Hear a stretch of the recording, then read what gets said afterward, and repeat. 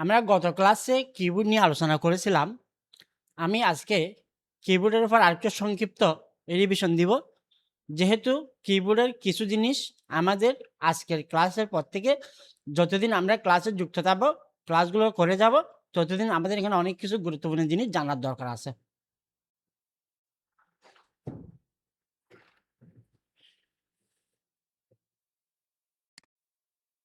F1 থেকে শুরু করে F12 পর্যন্ত আমরা যে টোটাল 12টা কি দেখি, এগুলোকে আমরা বলি সাধারণত ফাংশন কি। এরপর আমরা যদি নিচের 2 নম্বর রো এর মধ্যে চলে আসি, এখানে 0 থেকে 9 পর্যন্ত যে কিগুলো দেখি, এগুলোকে আমরা বলে থাকি নিউমেরিক কি বা নাম্বার কি।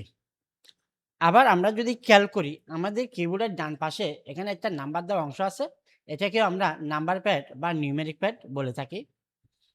আবার এই নাম্বার প্যাডের সাথে আমাদের যোগ চিহ্ন, বিয়োগ চিহ্ন, গুণ, ভাগ এগুলো সাধারণত আমাদের গাণিতিক সমস্যা সমাধানের জন্য ব্যবহার করা হয়। আমরা যখন এক্সেল হিসাব নিকাশের কাজ করব, তখন এই চিহ্নগুলো আমাদের খুবই দরকারে আসবে। তারপর আসেন, আমাদের এই কিবোর্ডের মধ্যে ABCD-গুলো মূলত এলোমেলোভাবে দেওয়া আছে। ঠিক এরকম আমরা 3টা লাইন দেখতেছি। সামনে এই 3টা লাইন আমাদের কিন্তু টাইপিং শিখতে হবে, মুখস্থ করতে হবে। তো এটা ভয় পাওয়ার কিছু নেই। আমি নিয়মগুলো, সিস্টেমগুলো আপনাদেরকে শিখাই দিব। আমরা এই 3টা লাইনকে একসাথে বলি আলফাবেট কি। আলফাবেট কি এর উপরের সারিকে আমরা সাধারণত ফার্স্ট কি বলি, দ্বিতীয় সারি বা মধ্য সারিকে আমরা বলে থাকি হোম কি, নিচের সারি বা তৃতীয় সারিকে আমরা বলি সেকেন্ড কি। তারপর আমরা এখানে 3টা কি আমরা পাবো, caps lock, number lock, square lock. এই 3টা কি এর মধ্যে আমাদের ক্যাপস লক এবং নাম্বার লক এই দুইটা কি আমরা খুবই দরকার, এগুলো আমাদের কাজে আসবে, প্রায় সময় আমরা কাজে ব্যবহার করব। ক্যাপস লকের মাধ্যমে সাধারণত ছোট হাতের অক্ষরকে বড় হাতে লেখা হয়। নাম্বার লকের মাধ্যমে আমাদের এই নাম্বার প্যাডের অংশটা ব্যবহার করা হয়। এটা যদি আমরা অফ করে রাখি, তাহলে সেক্ষেত্রে এই নাম্বারগুলো ব্যবহার করা যাবে না। এরপর আসেন, এখানে 4টা কি আছে, এগুলোকে আমরা বলে থাকি অ্যারো কি। এগুলো দিয়ে আমরা যখন কোনো কিছু টাইপিং করব, আমরা শর্টকাটে উপরে যেতে পারবো, একটা লাইনের নিচে যেতে পারবো, কোনো একটা শব্দের সামনে আসলে সামনে আসতে পারবো, বামে যেতে চাইলে ডানে যেতে পারবো। এরপর আসেন কন্ট্রোল এবং অল্টা, এই দুইটা কি আমাদের সবসময় কাজে লাগে। এদিকেও বাম পাশে একটা কন্ট্রোল আছে, ডান পাশে একটা কন্ট্রোল আছে। যদিও বা এখানে সংক্ষেপে CTRL ব্যবহার করা হয়েছে, এটা পূর্ণরূপ হচ্ছে কন্ট্রোল।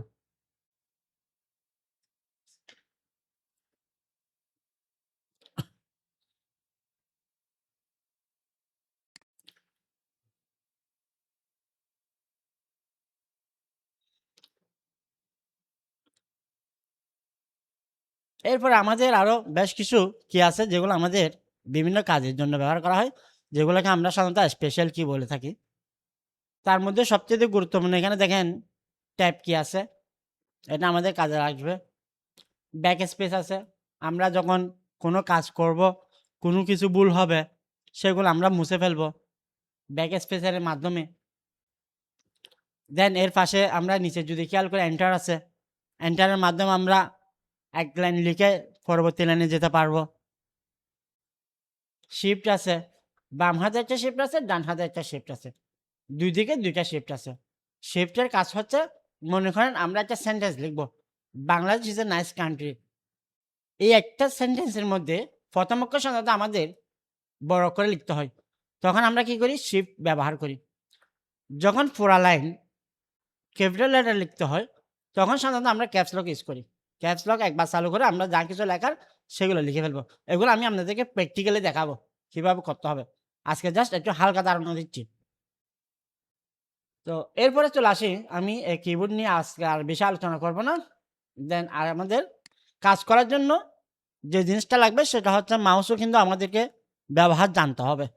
মাউসের ব্যবহার না জানলে আমরা কিন্তু কাজ করতে পারবো না, বা আমি যখন তোমাদের ক্লাস করাবো, কোনো কিছু বলবো, তখন সেগুলো কিন্তু বুঝতে পারবে না তোমরা। মাউস একটি কম্পিউটারের ইনপুট ডিভাইস। একটি মাউসের 3টি বাটন থাকে। আমরা বাম বাম পাশে যে বাটনটা দেখতে পাই, এটাকে আমরা বলে থাকি লেফট বাটন। আর ডান পাশে যে বাটন থাকে এটাকে আমরা বলি রাইট বাটন। Left, right. মাঝখানে একটা চাকার মতো আছে, এখানে খেয়াল করেন। এটাকে আমরা বলে থাকি স্ক্রল বাটন। এটা আমরা ঘোরাই। ধরেন আমি যদি ফেসবুকে যদি স্ক্রল করি, এটাকে স্ক্রল বাটনও বলে।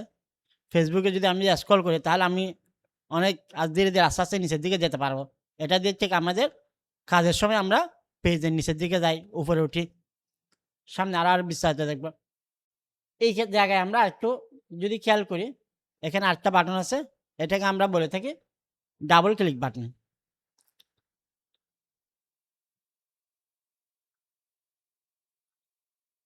মাঝে মাঝে আচ্ছা, এটার কাজটা আমি একটু পরে বলে দিব। কম্পিউটারের প্রায় 80% কাজ লেফট বাটন দিয়ে করা হয়, এটা দিয়ে করা হয়। ধরেন আমি যখন ক্লাস করাবো তখন আপনাদেরকে বলবো আমরা এই জিনিসটার উপর ক্লিক করতেছি, ওই জিনিসটার উপর ক্লিক করতেছি, মানে একটা আইকনের উপর ক্লিক করতেছি, কোনো লেখার উপরে ক্লিক করতেছি। তো ক্লিক বলতে এখানে যেটা বোঝানো হয়, মাউস যখন আমরা নাড়াচাড়া করি তখন একটা তীর চিহ্ন দৌড়াদৌড়ি করে, এটাকে আমরা বলি মাউস পয়েন্টার। তো এই পয়েন্টার যখন আমরা, যেমন ধরেন আমি যদি এখানে একবার চাপি, তার মানে আমার এই ইমেজটা ক্লোজ হয়ে যাবে, এটাকে বলা হয় ক্লিক করা। আবার আমি যদি এখানে ইমেজটা ওপেন করতে চাই তাহলে আমাকে 2 বার চাপতে হবে। একবার যদি চাপি তাহলে সেটা কিন্তু কাজ করে না। তো মাঝে মধ্যে আমাদের এমন কিছু কাজ আছে যেগুলা আমরা 2 বার চেপে কাজ করতে হয়। সাধারণত 1 বার চাপ দিলে কাজ হয় না অনেক কাজের জন্য। তো যেমন দেখেন আমি এখন যদি 2 বার চাপি, এটাকে আসলে চাপা বলে না, এটাকে ক্লিক করা বলে। তো আমি যখন 2 বার ক্লিক করি আমার এই ইমেজটা ওপেন হয়েছে। কিন্তু আমি ধরেন আমি যদি একটা ক্লিক করতাম, এই যে একটা ক্লিক করলাম, একটা ক্লিক করলে আপনারা বুঝবেন এটা সিলেক্ট হবে, একটু ঝাপসা করে দেখা যায়। তো আবার পরে এসে যদি আরেকটা ক্লিক করি তাহলেও কিন্তু কাজ হবে না। তাহলে এক্ষেত্রে আমাদের যেটা করতে হবে কি, মানে ক্লিকটা দ্রুত করতে হবে, খুব ফাস্ট। এটাকে আমরা বলে থাকি ডাবল ক্লিক। তো এই ডাবল ক্লিকের কাজটা আমরা কি দিয়ে করি? লেফট বাটন দিয়ে। লেফট অর্থাৎ এই যে বাম পাশের বাটনটা। ডান পাশের বাটনের কাজ কি? ডান পাশের বাটনের কাজ খুবই কম হয়। প্রায় বলতে গেলে 20%, 80% কাজ আমরা লেফট বাটন দিয়ে করে ফেলি। আর 20% কাজ আমরা রাইট বাটন দিয়ে করি। সবচেয়ে মজার ব্যাপার হলো, যখন ডান পাশের বাটনের কাজের কথা বলা হয় তখন শব্দটা উচ্চারণ করা হয়। আপনি এখানে একটা আইকন আছে, ধরেন এটার নাম হচ্ছে দিস পিসি। আমি বললাম দিস পিসির উপর রাইট বাটন ক্লিক করেন, বা আমি এটার উপর যখন রাইট বাটন ক্লিক করব তখন এখানে একটা অপশন চলে আসবে। ঠিক আছে?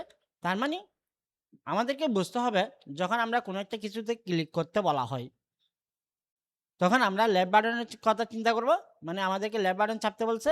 আর যখন রাইট বাটনের চাপার কথা বলবে তখন এই শব্দটা আমরা অবশ্যই শুনে বুঝতে পারবো রাইট বাটন চাপতে বলা হচ্ছে।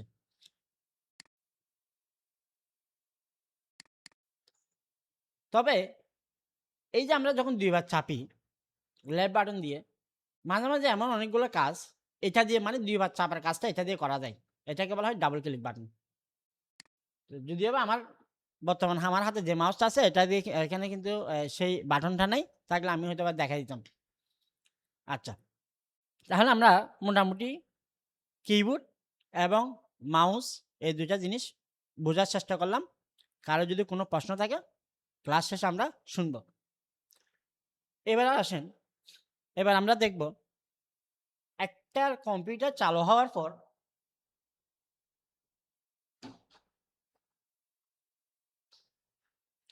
আমাদের সামনে যে স্ক্রিনটা বেশি আছে, এটা আমরা যে স্ক্রিনটা দেখি এটাকে আমরা বলে থাকি ডেস্কটপ স্ক্রিন। আপনারা যদি খেয়াল করেন এই ডেস্কটপ স্ক্রিনের বাম পাশে এখানে কিছু আইকন অথবা ফোল্ডার আছে, নিচে 2টা ইমেজ আছে। এই 3টা হচ্ছে আইকন, এই 3টা হলো ফোল্ডার, এই 2টা হলো ইমেজ। তো সাধারণত এই ফোল্ডার এবং ইমেজগুলো না থাকলেও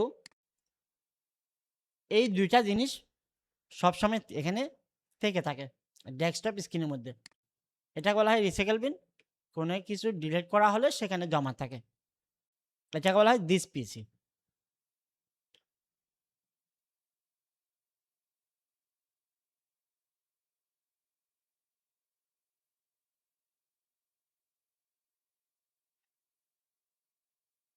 তো দিস পিসির মধ্যে, আচ্ছা দিস পিসি নিয়ে আমি একটু পরে আলোচনা করতেছি।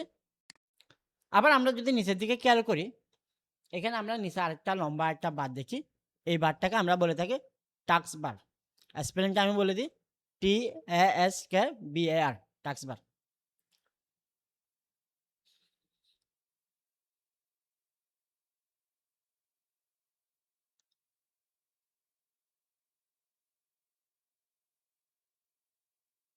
তো এখানে টাস্ক বার আমরা যদি খেয়াল করি, এখানে অনেক কিছু আইকন আছে, অনেকগুলো আইকন আছে।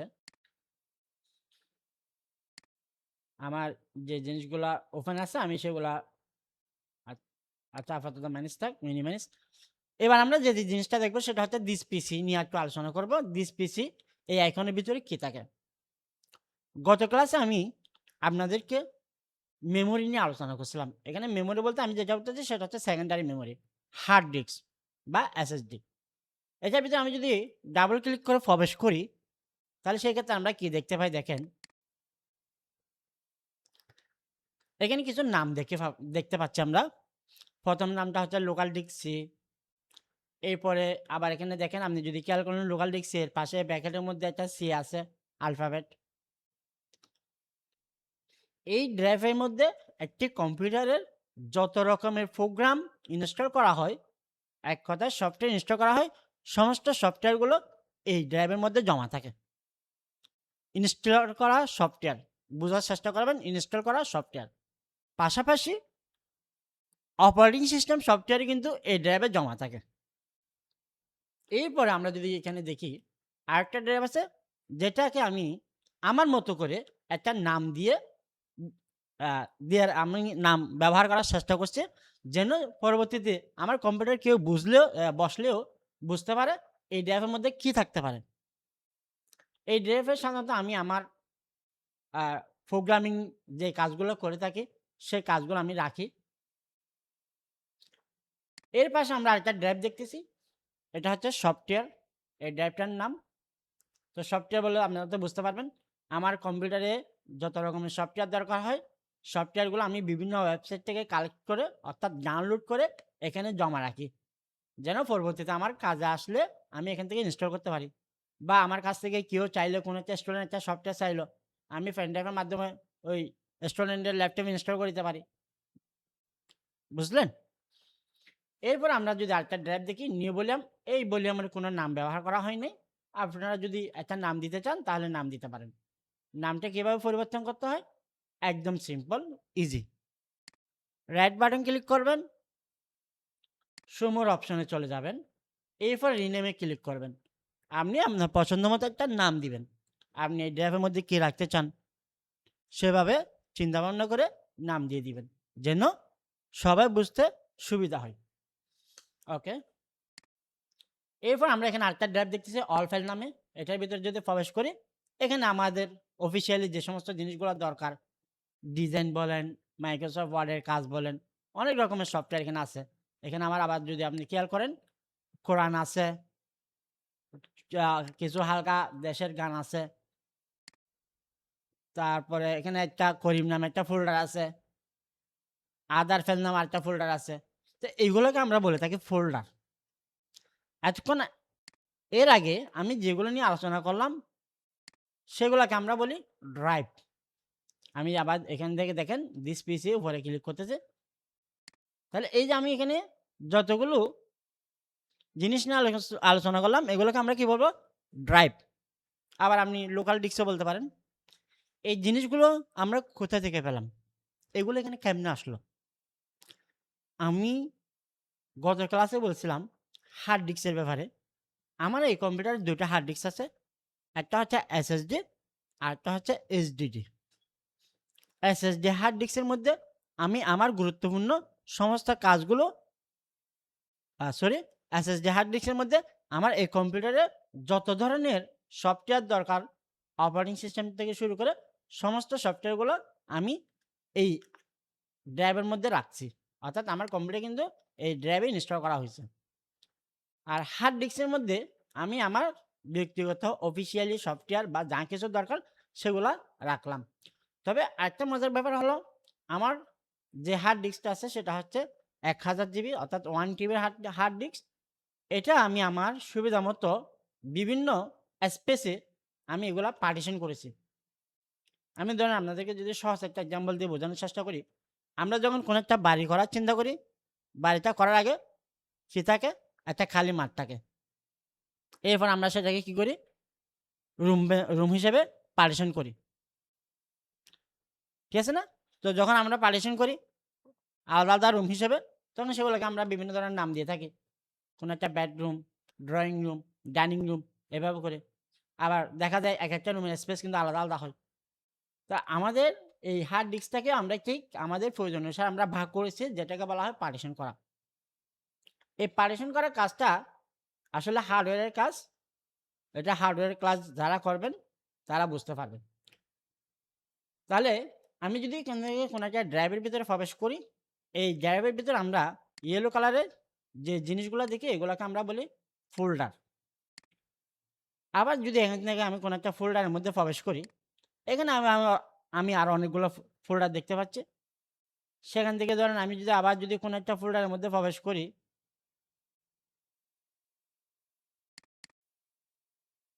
এখানে বিভিন্ন ধরনের ফাইল আছে।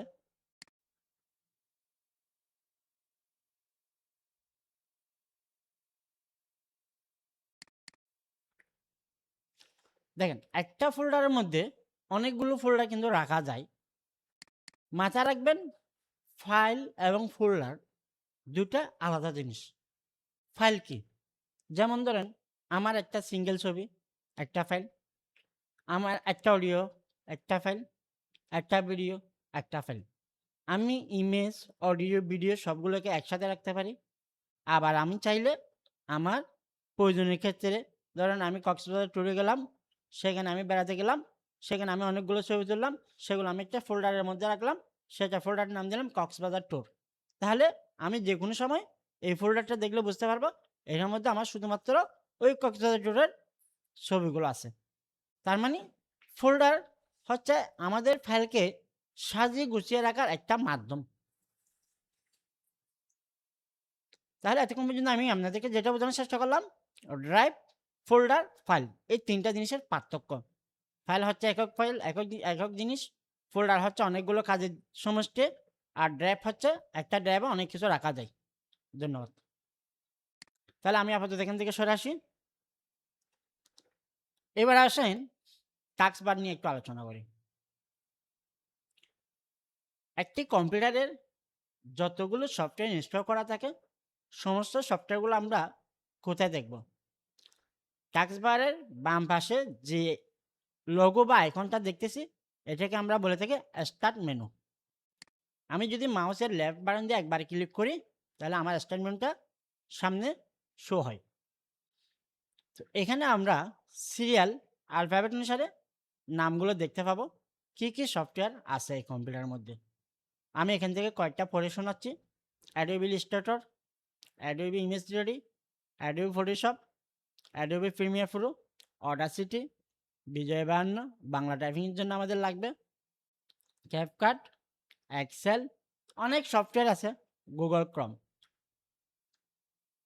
এখান থেকে আমাদের যে সফটওয়্যার লাগবে, আজকে আমরা যে সফটওয়্যারটা নিয়ে আলোচনা করব সেটাকে বলা হয় মাইক্রোসফট ওয়ার্ড বা এমএস ওয়ার্ড অথবা অনলি ওয়ার্ড। আমি এটা একটু ওপেন করি।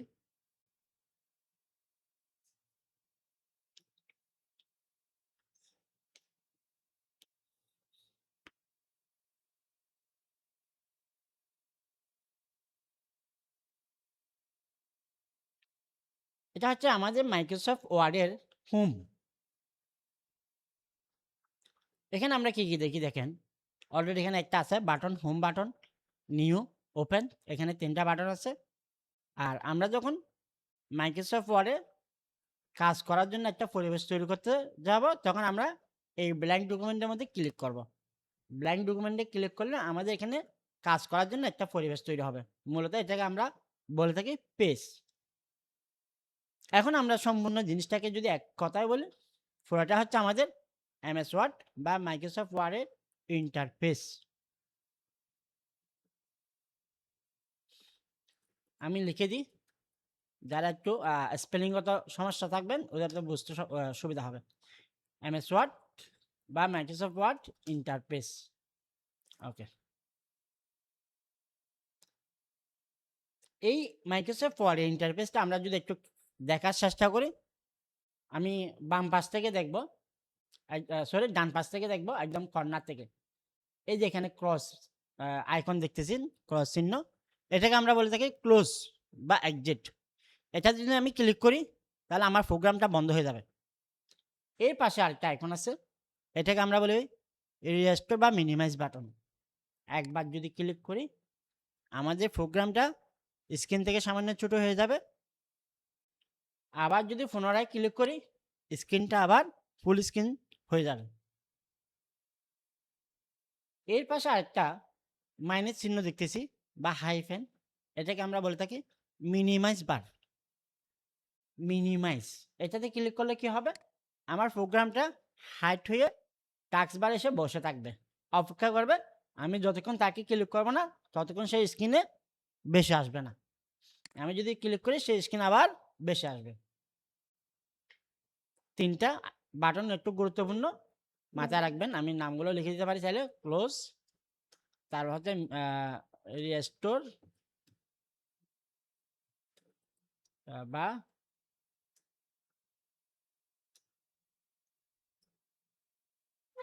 ম্যাক্সিমাস, তারপর হচ্ছে মিনিমাইজ। ওকে,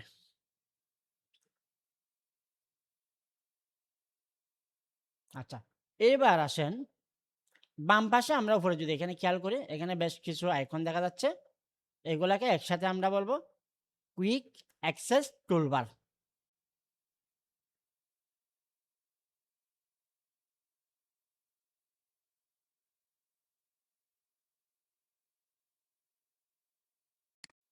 ওকে, একসাথে কি বলবো, কুইক অ্যাক্সেস টুলবার। সাধারণত এই আইকনগুলো এখানে কিন্তু থাকে না, এগুলো এখানে নিয়ে আসতে হয়, এনে রাখতে হয়। কিভাবে এনে রাখবো, পাশের ছোট্ট একটা নিচের দিকে তীর চিহ্ন দেখতেছি আমরা, এখানে যদি আমরা যদি ক্লিক করি দেখেন এখানে যে শব্দগুলোর পাশে টিক মার্ক দেওয়া আছে, তার মানে এই জিনিসগুলো আমার এখানে দেখা আছে, দেখা যাচ্ছে। ধরুন আমি এখান থেকে যদি একটা সেভ এই আইকনটা যদি তুলে দিই মানে টিক মার্ক, তাহলে আমার এখান থেকে একটা আইকন চলে যাবে। আবার ওপেন, এটা যদি তুলে দিই আরেকটা চলে যাবে। আবার এসে যদি আমি যদি ওখানে ক্লিক করি তাহলে আইকনটা চলে আসবে। এভাবে আমরা আমাদের প্রয়োজনীয় আইকনগুলো এখানে এনে রাখতে পারি। এগুলো এখানে এনে রাখার কারণ হলো আমাদের কাজকে আমরা সহজভাবে করার জন্য, দ্রুত কাজ করার জন্য। আচ্ছা, এরপর আমরা এখানে বেশ কিছু নাম দেখতে পাচ্ছি, যেমন file, home, insert, design, layout, reference, mailing, এই ধরনের বেশ অনেকগুলো এখানে নাম আছে। একসাথে সবগুলোকে আমরা বলি ট্যাব, TAB, ট্যাব। ফাইল, তবে ফাইলের টাকে আমরা ট্যাব বলবো না, ফাইলের টাকে আমরা বলবো menu. File menu, insert tab, design tab, layout tab. প্রত্যেকটাতে যদি ক্লিক করি খেয়াল করবেন নিচে যেই বক্সটা আছে এই বক্সটার জিনিসগুলো কিন্তু চেঞ্জ হয়ে যায়। ডিজাইনে ক্লিক করলে চেঞ্জ হয়ে যাবে, ইনসার্টে ক্লিক করলে চেঞ্জ হয়ে যায়, হোমে ক্লিক করলে চেঞ্জ হয়ে যায়। তো এই যে এক একটা ট্যাবের মধ্যে এক এক ধরনের অপশন বা আইকন কাজ আছে। তো এগুলো সবগুলোকে একসাথে মানে এই পুরা বক্সের মধ্যে যা আছে সবগুলোকে একসাথে আমরা বলে থাকি রিবন, RIBBON, রিবন। যেমন হোম ট্যাবের রিবন, ইনসার্ট ট্যাবের রিবন, ডিজাইন ট্যাবের রিবন, এভাবে রিবন বলা যাবে।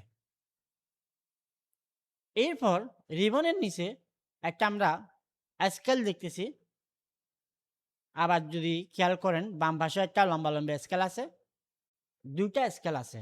একটা পাশাপাশি আর একটা লম্বালম্বি। মাইক্রোসফট ওয়ার্ডে এই পাশাপাশি স্কেলটাকে বলা হয় হরিজন্টাল রোলার, আর লম্বালম্বিটাকে বলা হয় ভার্টিক্যাল রোলার।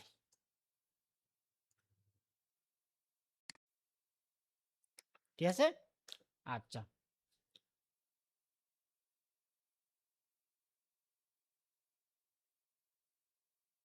এরপর আসেন ডান পাশে, এখানে একটা দেখেন লম্বা একটা জিনিস ওঠানামা করে। এটা আমি মাউস চেপে ধরে ওঠানামা করতেছি। এটাকে বলা হয়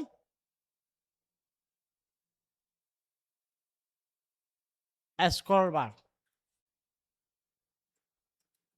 স্ক্রল বার। আমাদের এই পেজটা যখন আমরা বড় করব তখন আবার নিচের একটা কিন্তু স্ক্রল বার আমরা দেখতে পারবো। যেমন ধরেন আমি এখান থেকে যদি আমার পেজটাকে যদি জুম করি, তখন আপনারা দেখবেন এটা যখন আমার স্ক্রিনে সে বড় হয়ে যাবে পেজটা, তখন নিচে কিন্তু একটা স্ক্রল বার চলে আসবে। এই যে চলে আসছে, দেখছেন? এটাকে বলা হয় হরিজন্টাল স্ক্রল বার, আর এটাকে বলা হয় ভার্টিক্যাল স্ক্রল বার। তো এখানে আমি যেখানে ক্লিক করছিলাম এটা কি? এটা হচ্ছে আমার জুম বার। এখান থেকে আমি আমার পেজটাকে জুম আউট করতে পারি। জুম আউট মানে হচ্ছে ছোট করা, আর পাশে যেটা প্লাস সাইন আছে এটাতে ক্লিক করে আমরা জুম ইন করতে পারি। জুম ইন মানে হলো বড় করা। এদিকে পেজ নাম্বার দেখা যাচ্ছে। আমরা ফোরা বারটাকে বলে থাকি স্ট্যাটাস বার। ফোরা বারটাকে আমরা কি বলে দিই? Status bar. ওকে, তো আমি মোটামুটি টুকটাক কিছু জিনিস আপনাদেরকে দেখানোর চেষ্টা করলাম। এরপর আসি এই যে মাইক্রোসফট ওয়ার্ড যেটা নিয়ে আমরা আলোচনা করতেছি, আসলে মাইক্রোসফট ওয়ার্ডটা কোথা থেকে আসলো সেটা একটু আমি আপনাদেরকে বুঝাই দিই। মাইক্রোসফট ওয়ার্ডটা হচ্ছে মূলত, আচ্ছা আমি প্রথমে একটু সংজ্ঞাটা লিখে দিই, দেন তারপর বলতেছি।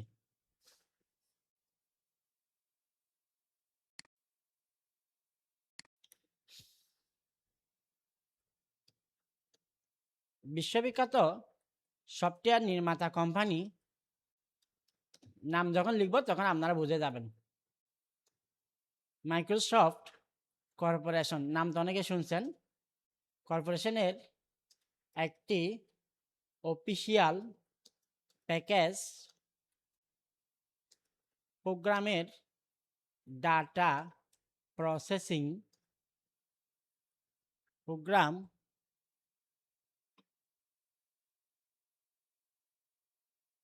হলো মাইক্রোসফট ওয়ার্ড।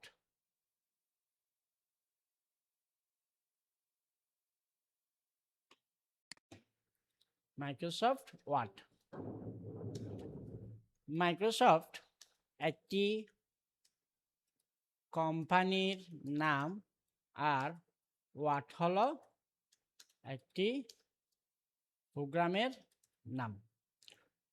অর্থাৎ আমেরিকান একটা কোম্পানি মাইক্রোসফট, এটার মালিক আপনারা জানেন বিল গেটস। বিল গেটসের একটা প্রতিষ্ঠান মাইক্রোসফট কর্পোরেশন। ওনার অনেকগুলো সফটওয়্যার আছে, সফটওয়্যারের পাশাপাশি ওনার আরও অনেক বিজনেস আছে। তো উনি বিভিন্ন কোম্পানিতে, ছোট হোক বড় হোক, বিভিন্ন কোম্পানিতে লেখালেখির কাজ, হিসাব নিকাশের কাজ, প্রেজেন্টেশনের কাজ, এই যাবতীয় কাজগুলোর বেশ দরকার হয়ে থাকে, আমাদের অনেক বেশি গুরুত্বপূর্ণ হয়ে যায়। তো এজন্য উনি আমাদেরকে এই 3টা এবং পাশাপাশি আরও কয়েকটা প্রোগ্রাম মিলে একটা প্যাকেজ আমাদেরকে বাজারে দিছে। মূলত আমরা ওনার এই প্যাকেজটাই বাজারে ব্যবহার করি। আমি যদি এখানে যদি লিখি ক্রোম ব্রাউজার ওপেন করে, এখানে আমরা যদি দেখেন এখানে অনেকগুলো ইমেজ আছে। তো ওয়ার্ড, এক্সেল, পাওয়ার পয়েন্ট এগুলো বাইরেও কিন্তু এখানে আরও বেশ কয়েকটা কিন্তু প্রোগ্রাম ওরা অ্যাড করছে, যদিও বা সেগুলো আমাদের লাগে না। আমাদের মূলত যে 3টা সফটওয়্যার সবচেয়ে বেশি কাজে লাগে সেগুলো হচ্ছে এই ইমেজের মধ্যে খেয়াল করেন ওয়ার্ড, এক্সেল পাওয়ার পয়েন্ট, এই তিনটা সবচেয়ে বেশি কাজে লাগে। তো এই ধরনের বেশ কয়েকটা প্রোগ্রাম মিলে ওরা আমাদেরকে যে সফটওয়্যারটা দিচ্ছে সেটার নামই হচ্ছে মাইক্রোসফট অফিস।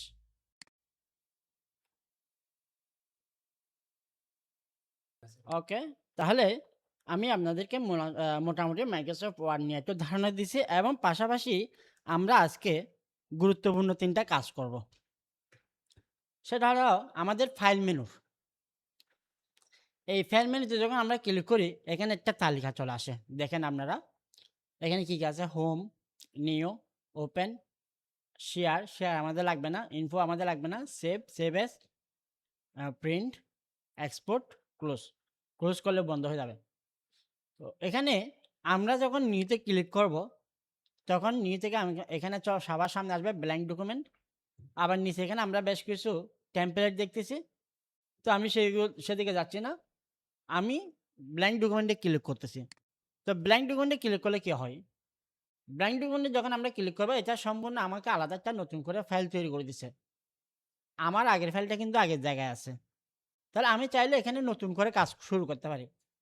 ধরেন আমি একটা এক্সাম্পল দিচ্ছি, আমরা করিম এবং রহিম দুজন ব্যক্তির জন্য দুইটা আমরা সিভি টাইপ করব। তাহলে আমি যখন করিমের সিভি টাইপ করব, আমি করিমের নাম দিয়ে সেভ করব করিম সিভি। আবার আমি যখন রহিমের সিভি টাইপ করব তখন আমি কিন্তু রহিমেরটাও কিন্তু আলাদা করে একটা ফাইল নিব। আমি যদি একই ফাইলের মধ্যে দুজনের সিভি যদি আমি টাইপ করে ফেলি, ধরেন ১ মাস ২ মাস পরে আমার যদি সেম সিভি আবার লাগে, রহিম যদি আমার কাছে এসে খুঁজে, তখন আমি হয়তোবা খুঁজে পাবো না। কারণ আমি তো রহিমের সিভিটা করিমের নাম দিয়ে সেভ করে রাখছি। তো এজন্য ফাইলকে আলাদা, আলাদা করার জন্য, আবার ধরেন আমরা যদি বাংলার কোনো টাইপিং করি, ইংলিশের কোনো টাইপিং করি, একসাথে আমরা করি না আসলে। একসাথে করলে আমাদের ফাইলের একটা গোছালো স্টাইল থাকে না। তো এইজন্য গোছালোভাবে কাজ করার জন্য আমরা প্রত্যেকটা ফাইলকে আলাদা, আলাদা করে নাম দিয়ে বা আলাদা, আলাদা ডকুমেন্টে করার চেষ্টা করি।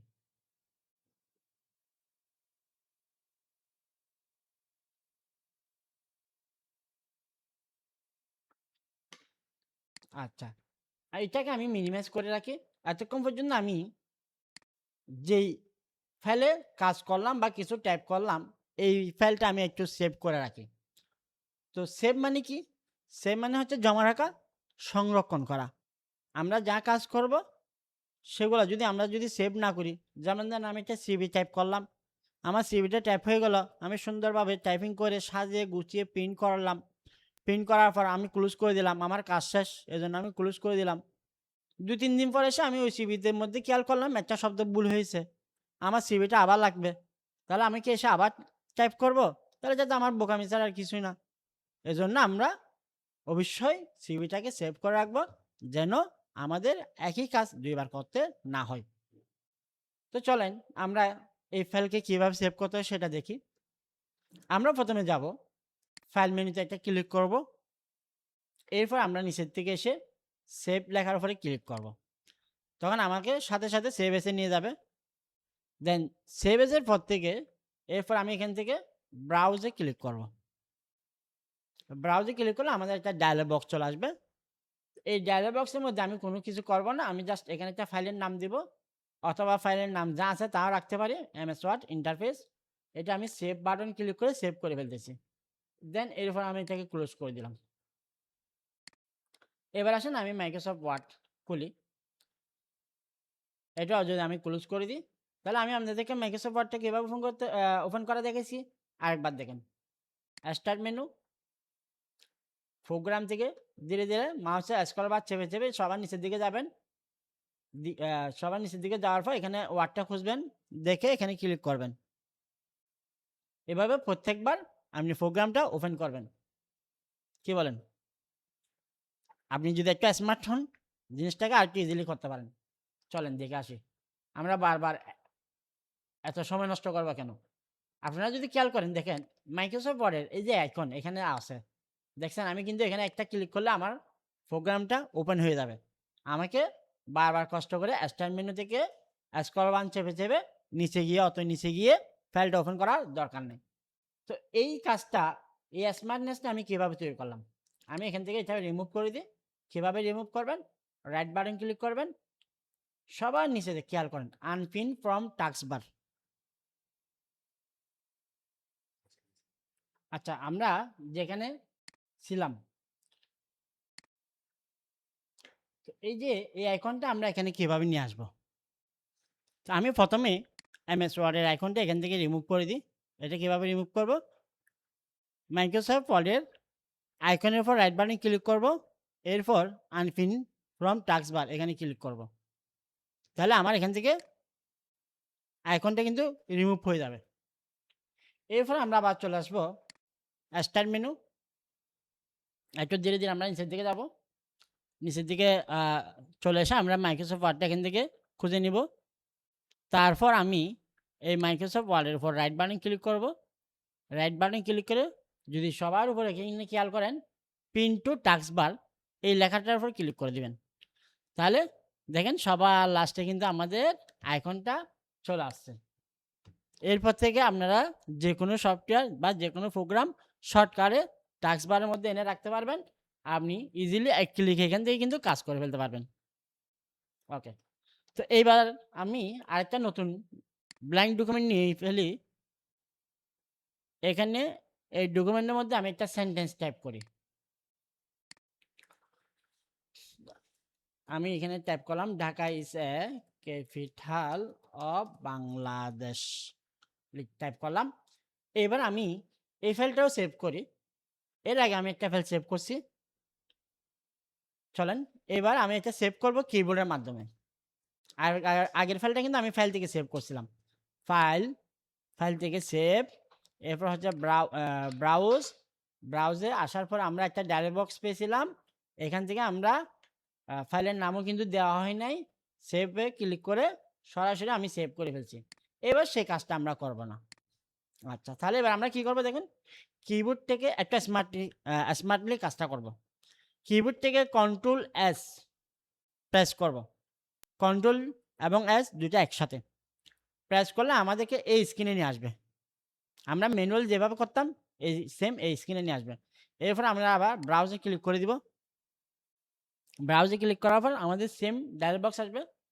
এবার এখান থেকে আমরা এই ফাইলটা যেন সহজেই হারিয়ে না যায়, সেজন্য আমরা যা কাজ করব সুন্দর একটা ফোল্ডার করে সেখানে জমা রাখব। এই ফাইলটাকে আমি একটা ড্রাইভের মধ্যে সেভ করি। আপনারা বাম পাশে খেয়াল করেন দিস পিসির মধ্যে ড্রাইভগুলো শো হচ্ছে, অথবা দিস পিসিতে ক্লিক করলেও কিন্তু আপনারা এখানে ড্রাইভগুলো দেখবেন। এখান থেকে মনে করেন আমি নিউ ভলিউমের মধ্যে প্রবেশ করি ডাবল ক্লিক করে। এইবার এখানে আমি একটা ফোল্ডার তৈরি করব। তো ফোল্ডার কেন তৈরি করব? আপনার কাজের ফাইল আপনি কোনটা কী কাজের সেটা যেন বুঝতে পারেন, এই জন্য ফোল্ডার করবেন। সবগুলো এক ফোল্ডারে যদি রাখেন তাহলে কিন্তু হিবিজিবি হয়ে যাবে, বুঝতে সমস্যা হবে। তো চলেন ফোল্ডার কীভাবে করতে হয় দেখি।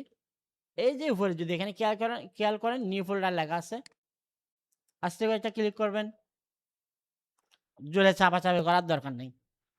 এখানে নিউ ফোল্ডার লেখা আছে, এটাকে আপনি ব্যাক স্পেস দিয়ে মুছে ফেলতে পারেন, অথবা এখানে সরাসরি আপনি একটা নাম লিখে দিতে পারেন। আমি এখানে লিখলাম করিম, লিখে আপনি কিবোর্ড থেকে এন্টার প্রেস করবেন অথবা ওপেনে ক্লিক করবেন। দুইবার ক্লিক করবেন, একবার ক্লিক করলে আপনার নামটা অ্যাক্টিভ হবে, মানে আপনি যে নাম চাইলেন সেটা কনফার্ম হবে। আরেকবার যদি ওখানে ক্লিক করেন তাহলে আপনি সেই ফোল্ডারের ভিতরে প্রবেশ করবেন। তো এখন আরেকটা জিনিস দেখেন, উপরে এখানে আমরা কোথায় আছি, দিস পিসি, তারপর হচ্ছে নিউ ভলিউম নামে একটা ড্রাইভ, এরপর হচ্ছে করিম নামে একটা ফোল্ডার। এই ফোল্ডারের ভিতরে এবার আমি ফাইলের একটা নাম দিব। তাহলে আমরা কি বললাম, আমরা একটা সিভি তৈরি করব, তাহলে আমি এখানে দিব সিভি অফ করিম। তাহলে আমি করিমের নামে যেহেতু একটা সিভি তৈরি করবো, আমি এখানে সিভি অফ করিম লিখে দিলাম।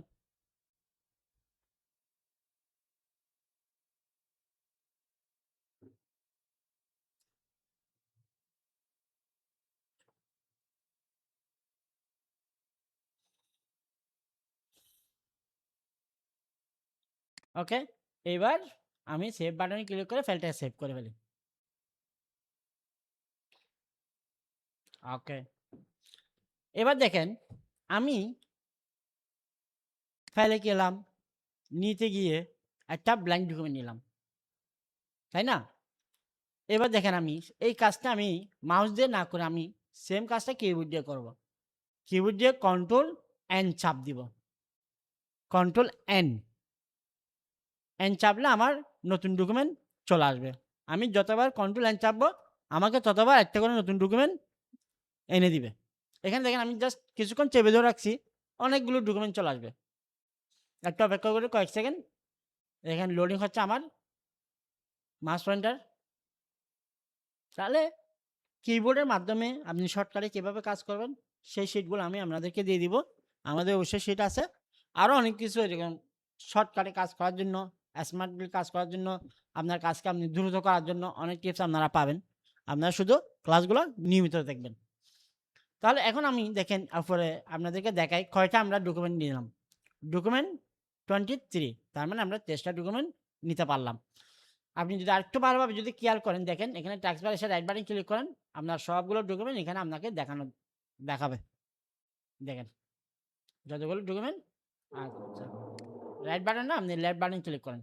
রাইট বাটন না, ঠিক আছে, রাইট বাটন ক্লিক করলে আমরা যেগুলো দেখছিলাম সেগুলো হলো সম্প্রতি যে কাজগুলো করছিলাম সেগুলো। ওকে,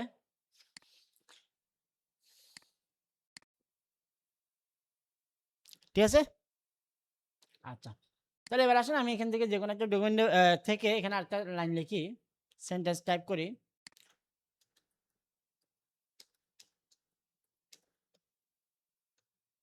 এবার এটা আমি সেভ করবো। দেখেন দুইটা আমি পদ্ধতি দেখাচ্ছি না। এবার আরেকটা দেখেন এখানে সেভ আইকন আছে, কই নাই, তাহলে আমি সেটা নিয়ে আসি। কুইক অ্যাক্সেস টুলবার একটা সেভ আইকন নিয়ে আসি, সেভে ক্লিক করি, ব্রাউজে ক্লিক করি। কোথায় সেভ করব? স্ক্রিনে সেভ করব। স্ক্রিন মানে ডেস্কটপ স্ক্রিন, ডেস্কটপে সিলেক্ট করলাম। ফাইলের নাম দিব না, যা আছে তা থাক, সেভ বাটনে ক্লিক করে দিলাম। এবার আমি সবগুলোকে ক্লোজ করে ফেলবো। চলেন ক্লোজ করে ফেলি। এখানে ক্লোজ বাটনে যদি ক্লিক করেন, একটা একটা ক্লোজ করতে আপনাকে 21-22 বার ক্লিক করতে হবে। আপনি সবগুলোকে যদি একসাথে ক্লিক মুছে ফেলতে চান, অর্থাৎ ক্লোজ করতে চান, তাহলে কি করবেন? টাস্ক বারে এসে রাইট বাটন ক্লিক করবেন। রাইট বাটন ক্লিক করার পর ক্লোজ অল উইন্ডো এই লেখার উপরে ক্লিক করে দেবেন। তাহলে আপনার প্রোগ্রামগুলো আস্তে আস্তে ধীরে ধীরে বন্ধ হয়ে যাবে। এবার এই প্রোগ্রামগুলো বন্ধ হওয়ার পর আমরা দেখব আমরা যে 3টা ফাইল সেভ করছি, এই ফাইলগুলো আমরা কোথায় সেভ করছি, কিভাবে ওপেন করব সেভ করা ফাইলগুলা। চলেন প্রথমে দেখব আমরা দিস পিসির মধ্যে একটা ফাইল সেভ করছিলাম। তো চলেন আমি দিস পিসির মধ্যে প্রবেশ করি। দিস পিসিতে গেলাম। এরপর আমরা কোন ড্রাইভে সেভ করলাম, নিউ ভলিউমে গেলাম। এরপর আমরা কি করলাম, একটা ফোল্ডার করলাম। ফোল্ডারে কি নাম ছিল? করিম। আমি করিমের মধ্যে প্রবেশ করলাম। তাহলে আমার ফাইল নাম কি ছিল? সিভি অফ করিম। এটাকে আমি ডাবল ক্লিক করে দিলাম। তাহলে আমরা একটু অপেক্ষা করলে আমাদের ফাইলটা ওপেন হয়ে যাবে। ঠিক আছে, এই যে সিভি অফ করিম। দেখেন একইভাবে আমরা আমাদের প্রোগ্রাম থেকেও যে কোনো ফাইল ওপেন করতে পারি। যেমন এখানে দেখেন ওপেন একটা আইকন আছে, এটাতে ক্লিক করে আমরা যে কোনো ফাইল ওপেন করতে পারবো, অথবা ফাইল থেকে ওপেন, এখান থেকেও আমরা কি করতে পারবো, যে কোনো একটা ফাইল ওপেন করতে পারবো। এরপর চলে যাবো ব্রাউজ থেকে এই যে একটু আগে যে ফাইলটা ওপেন করলাম সেটা। কিন্তু আমি প্রথম যখন একটা ফাইল সেভ করছিলাম সেটা তো কোনো একটা লোকেশন আমি দেখাই দিই নাই, অর্থাৎ নিচ থেকে সিলেক্ট করে দিই নাই। তাহলে এই ফাইলটা আমি কোথায় পাবো? যখন আমরা কোনো একটা ফাইলকে নিজের থেকে কোনো একটা লোকেশন দেখানো হয় না, তখন সেটা কম্পিউটার একটা ডিফল্ট একটা স্পেসের মধ্যে সেভ হয়ে যায়, সেটাকে বলা হয় ডকুমেন্ট। আমরা যদি এখানে উপরে নিচে যদি একটু ভালোভাবে খেয়াল করি, এখানে আমরা একটা ডকুমেন্ট লেখা দেখতে পাবো। সেটার মধ্যে আমরা যদি ক্লিক করে ডাউনলোডস, এই যে ডকুমেন্টস এখানের মধ্যে আছে, কি নাম ছিল খেয়াল করেন, মনে পড়ে কিনা দেখেন, দেখতে পাচ্ছেন এখানে এই যে এমএস ওয়ার্ড ইন্টারফেস। এটা যদি ডাবল ক্লিক করে ফাইলটা আমরা খুব ইজিলি ওপেন করে নিতে পারবো। এবার দেখেন তো ঠিকঠাক সব কিছু আছে না, মনে পড়ে কিনা দেখেন। এই ফাইলটাই তো ছিল, তাই না? অবশ্যই এই ফাইলটাই ছিল। আচ্ছা, আবার আপনি কন্ট্রোল ও দিয়েও কিন্তু কি করতে পারবেন? ওপেন করতে পারবেন কিবোর্ডের মাধ্যমে। ব্রাউজে যান। আরেকটা ফাইল আমরা সেভ করছি কোথায়? ডেস্কটপ। ক্লিক করলাম ডেস্কটপ। এই যে Bangladesh is a nice country, double click করেন। ফাইলটা ওপেন হবে। ক্লিয়ার? আশা করি সবাই বুঝতে পারছেন। এবার আমি ৩ টা ফাইলকে ক্লোজ করে দিচ্ছি একটা করে। এই যে আমার এখানে সামনে কিন্তু ফাইলটা আছে। তো আমরা আজকে আমাদের গুরুত্বপূর্ণ ক্লাসটা এখানে শেষ করি। সবাইকে অনেক, অনেক ধন্যবাদ। আমি আমার ক্লাসের আ রেকর্ডিংটা অফ করে দিচ্ছি। এরপর আপনাদের সাথে একটু কথা বলব।